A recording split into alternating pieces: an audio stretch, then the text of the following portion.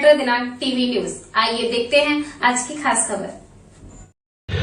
मालेगांव विस्फोट मामले में आरोपी भाजपा की सांसद प्रज्ञा सिंह ठाकुर एनआईए की अदालत में हुई पेश।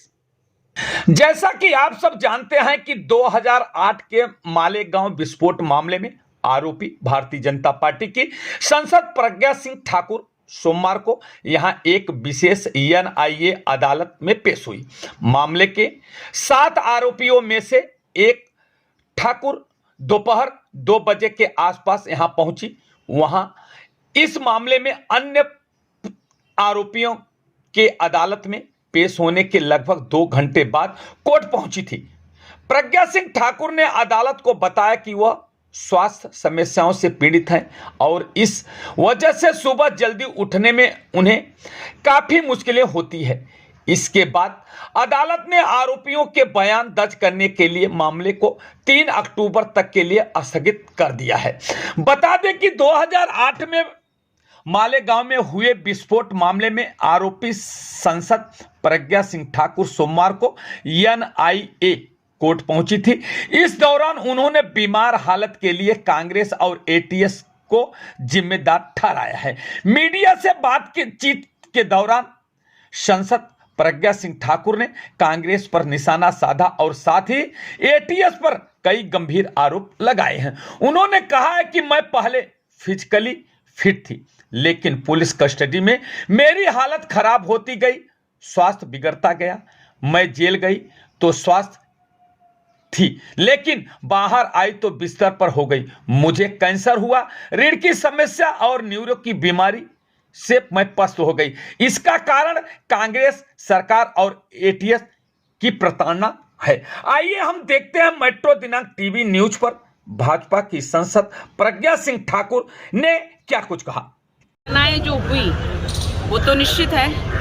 मैं पहले पूर्ण स्वस्थ थी और पूर्ण स्वस्थ होकर के मैं पुलिस की कस्टडी में आई थी। पुलिस की कस्टडी के बाद जो मेरी हालत हुई है, जो निरंतर गिरती जा रही है और मेरी समस्याएं बढ़ती जाती हैं, तो मैं उनसे पीड़ित हूँ, लगातार पीड़ित हूँ। और ये हालत हमारी एक फिजिकल ट्रेंड, फिजिकल फिट व्यक्ति की जो हालत हुई है वो किसी और की नहीं हुई। और इसका अचानक कारण क्या हुआ, जब मैं स्वस्थ आई थी और जब मैं निकली हूँ तो मैं बिस्तर पे थी। कैंसर मुझे हुआ, रीढ़ की हड्डी की प्रॉब्लम मुझे हुई, हमारी न्यूरो की प्रॉब्लम मुझे हुई, सिर में आँख से लेके ब्रेन तक बस मुझे पड़ा।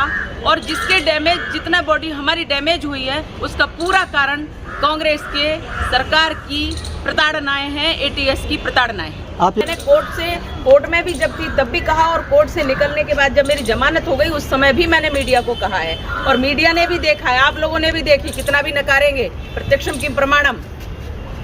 और इसलिए आप लोगों ने भी देखा है मैं किस हालत में कोर्ट पहुंचती थी।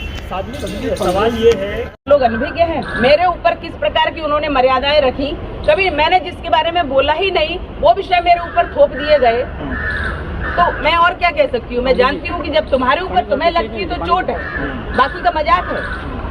तो चलते रहिए, जैसा आप करेंगे आगे उसी को भोगेंगे। अगर कोर्ट में कहा है, वो उसमें न्यायालय संसद में कहा है, तो उसका अपनी जो भी प्रक्रिया होगी, जांच वगैरह होगी, उसमें जो भी करना होगा हमारे अध्यक्ष जी करेंगे, लोकसभा के अध्यक्ष जी। ये मैं इतना ही कहूँगी कि सबकी स्वतंत्रता बोलने की है और सबका अपना एक मत होता है और मर्यादा भी होती है, इसमें जो भी होता है। असदुद्दीन ओवैसी है, वो आते भी नहीं। आप, मैं कोर्ट के बारे में सुनिए, ये प्रक्रिया कोर्ट की है, कौन आता कौन नहीं आता, ये उन्होंने क्या करना है ये मैं नहीं कह सकती।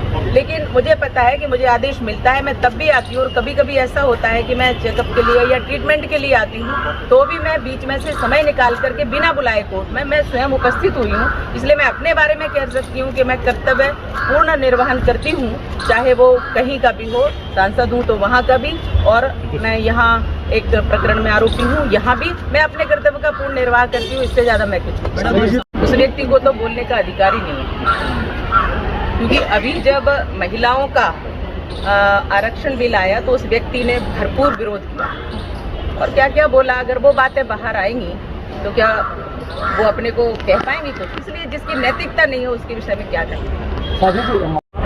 संसद का विषय जो अंदर का विषय होता है, वह अंदर का विषय जो चलता है, एक दूसरे पर जो भी छीटाकसी करते हैं, वहाँ स्वतंत्रता रहती है बोलने की।